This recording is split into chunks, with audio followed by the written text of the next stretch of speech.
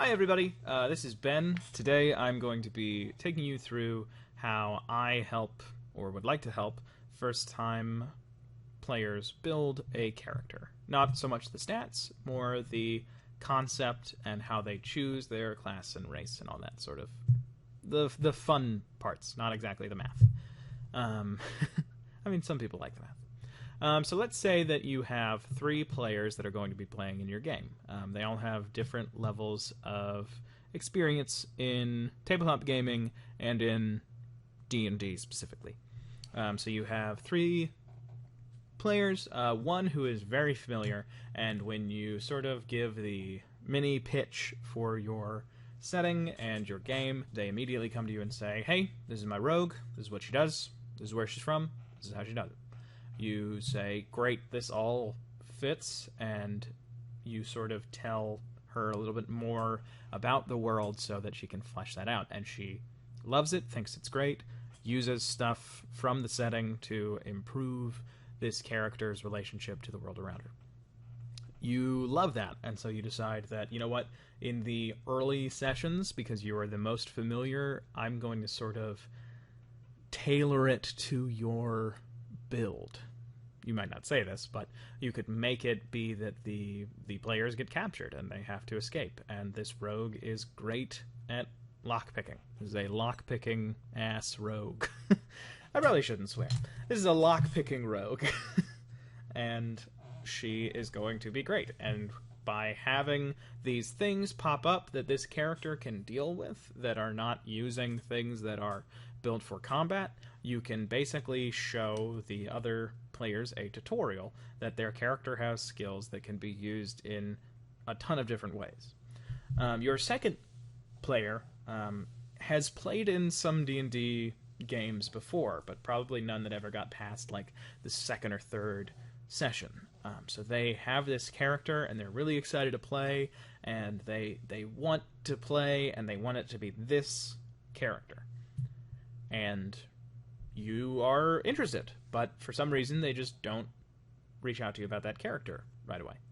And so you take some time to talk to the least experienced player who has never played a role-playing game and likes fantasy, likes the idea of D&D, but is just not sure. And if you remember, before you played for the first time or DM'd for the first time, the player's handbook is very uninviting.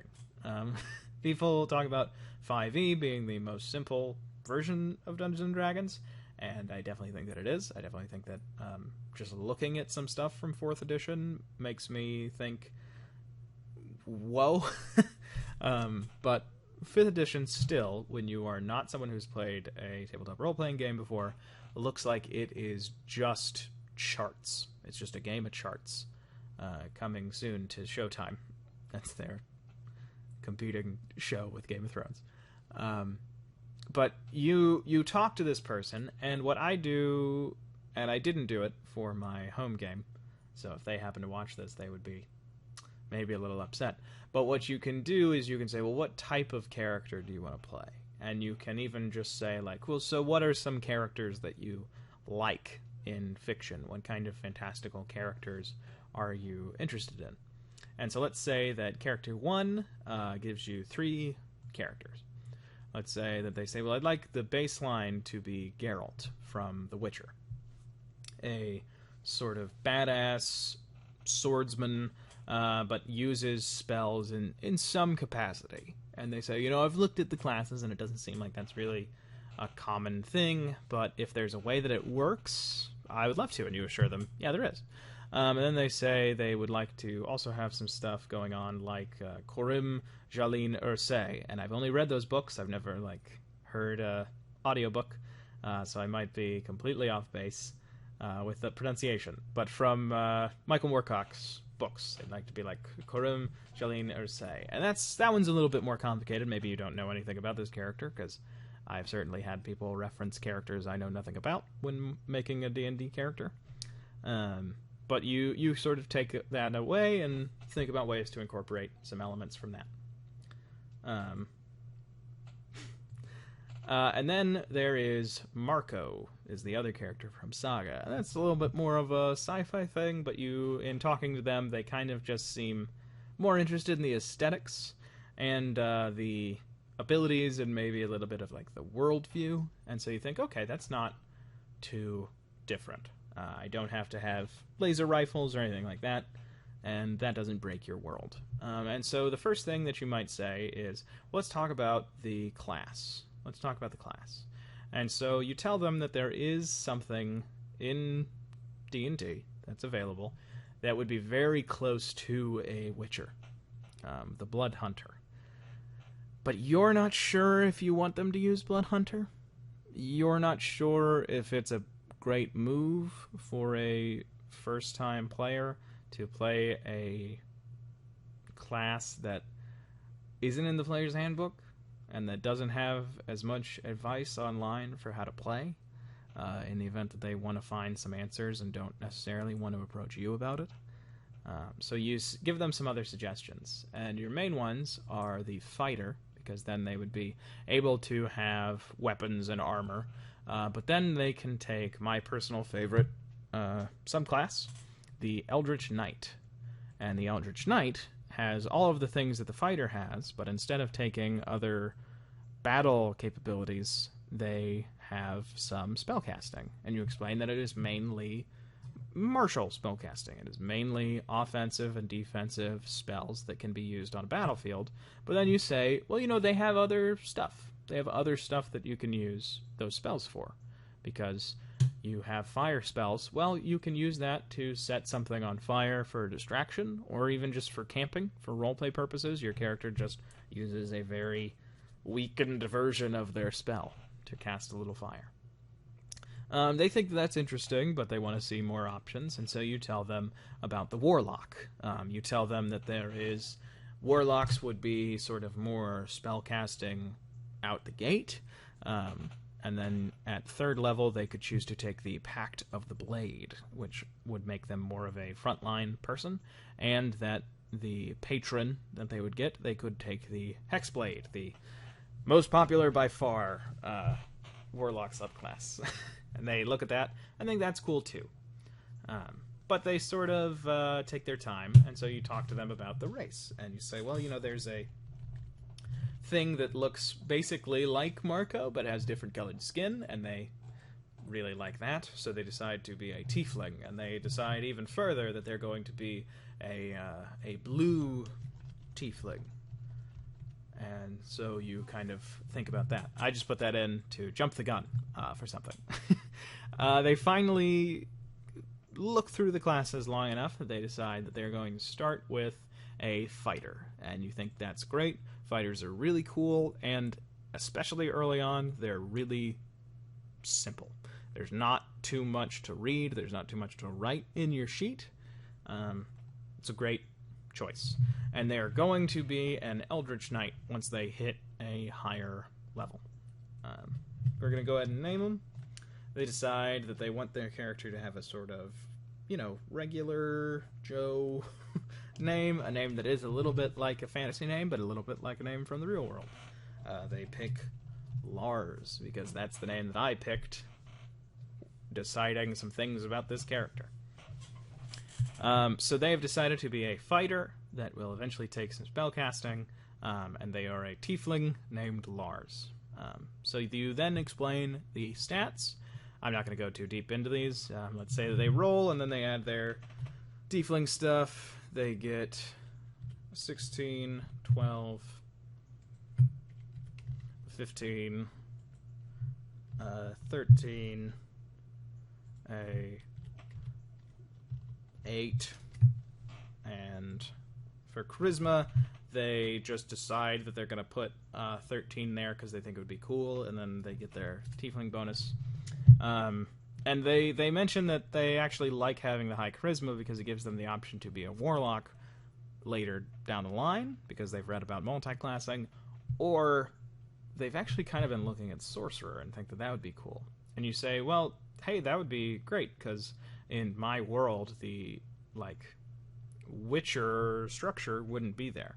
So your character could be from some order that trained him, and he picks up some of these spells naturally from being an Eldritch Knight, but then he decides, you know what, I'm going to actually pursue magic on a little bit deeper of a level, and your player thinks this is great. So you set up their health, you set up their hit dice, everything like that. He decides that Lars is going to have a longsword, and he decides that he is going to be a duelist, because why wouldn't he? Because being a duelist means that if you use your weapon one-handed, you get an additional 2 damage once it is rolled. That, I think, that guaranteed 2 damage is very attractive. I would know. I love duelists. I think it's a clear favorite. You explain the skills and the proficiency. I'll go ahead and explain the proficiency here, because I think that can trip some people up when they're starting out. Proficiency is basically, I am good at this. And your proficiency bonus is basically how good you are at this. So you are good at this, and you are +2 good at it for right now. So anything that your character is good at to the point that it is notable, they get a +2. So you'll see it automatically put the attack in. An attack uses a modifier from one of these ability scores. So a long sword, because you are trying to hack into something, it is going to use your strength. So he gets that +3, and then because as a fighter, Lars is proficient with long swords, you also get that +2. Your saving throws, you are proficient with certain saves, so it is the ability modifier, and then +2. With these skills, you get certain ones from your class, certain ones from your background. Oh, I didn't put it in the background. It's okay. And he's a soldier. I decided on that earlier. So you get 2 from a background, typically, and then typically 2 or 3 from a class. So this is what Lars is good at: athletics, intimidation, investigation, and perception. Now, other things here Lars is good at. Lars is good at performing and persuasion. That's not that's not a bad thing. Just that's based on the skill. Like intimidation, Lars is very good at that because very charismatic, very good with words, but also proficient at being a bit scary. So you have this sort of magical goat-horned man as your option, and you have the sort of build that you're going to be going for. But Lars is a little bit upset with you, Lars's player, that is, because you haven't really brought in quorum. And you explain, well, you know, it can be kind of hard to fit everything that you want in a character right away. You're only level 1. You only have 12 hit points, and that's high. So they kind of, nod, and they're not too pleased about it, but they're not putting up a fight. And that's when you can sort of start to think about the character and how you are going to affect that character throughout the story.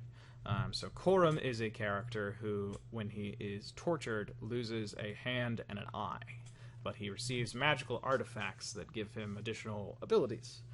So maybe down the line, and probably not torture, I'm envisioning this as a sort of darker game because of a point that I want to make about telling your players no. But I don't think that this game is so dark that you would play torture out. Torture is a terrible thing. Maybe Lars loses something.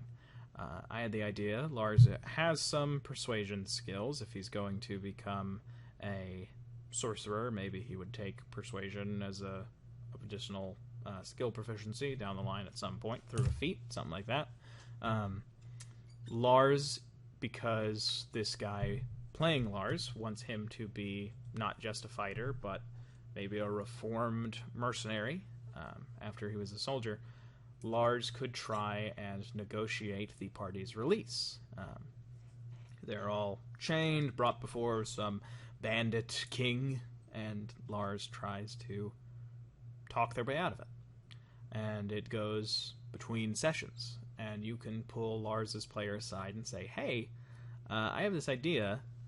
if you're cool with it, I think that if Lars doesn't succeed on a few persuasion rolls, he might lose his tongue, but get something in return before we're even done with this session, so he wouldn't be unable to speak. And Lars's player loves this, and you go into the session, and Lars makes an honest try, and it doesn't work, and Lars gets his tongue cut. The party is upset, but they manage to get out of the bandit camp alive, maybe with a guiding spirit leading them out. This spirit takes them to a cave, and Lars is instructed to drink from this pool of silver. He dips a cup in and takes a massive gulp, because Lars is very brave. And in Lars's mouth, before he can swallow, this silver forms into the tongue that he has just lost. And now he is extra persuasive, and maybe by speaking a few words, he can use spells that, being an Eldritch Knight, would not normally allow him. Maybe they're a homebrewed spell, and Lars now has an ability that is completely unique to Lars. Players, I have found, like having something that is theirs. But so you have Lars, and Lars maybe is a character with a very distinct personality, or a character with a very quiet personality. But when you speak to Lars's player, they want Lars to be kind of dark, like your setting. And so does the player playing a rogue, who I mentioned at the top. They both have this idea, and it fits with what you want to do. But your third friend finally gets back to you, and they tell you that they do have a character in mind for who their character is. It's a certain boy wizard. Your world doesn't really have a magic school. You don't really have an academy. Maybe there are places where you can learn magic, but they are not big and pristine. They are, dingy, or the main ones are affiliated with your evil kingdom, where these promising young mages are taken and turned into weapons for a evil imperialist agenda. You kind of have a chat with this player, and they're really set on playing Henri du Magie Garçon. And that should be wizard. And you speak with Henri's player, and they are kind of willing to move on things a little bit, and you do have to tell them no on a few things. And you finally decide that Lars has gaps in his backstory that lead to something, and Henri has gaps in their backstory, and working through this, you maybe decide that if Lars is, and I think I've only mentioned it in passing, but say Lars is this mercenary who wants to reform his ways. Maybe he was set off by the destruction of the only benevolent and very, very small magic academy that used to exist. And maybe Henri was a student there. And now you have a reason for these two characters to be together, and you can have a sort of built-in dynamic that the players can work on. Obviously, you'll want them to agree, and I should say that obviously you don't want to say no too often. But sometimes, to keep a bit of narrative consistency, it is important to have your players recognize that their characters are their characters, but the world is something that you are all building together. And you have put in a lot of work to make this nice, grim, dark setting where things are bad, but people are nice. And Henri can't really go to pig moles. It's not an option. But Henri could go to a secluded wizard's tower in the woods that maybe there's some sinister stuff. Maybe these kids were going to become weapons. But Henri maybe didn't know that. And you have built these characters in a way that both of the players can be happy with what they have, but maybe it's not exactly what they were both looking for.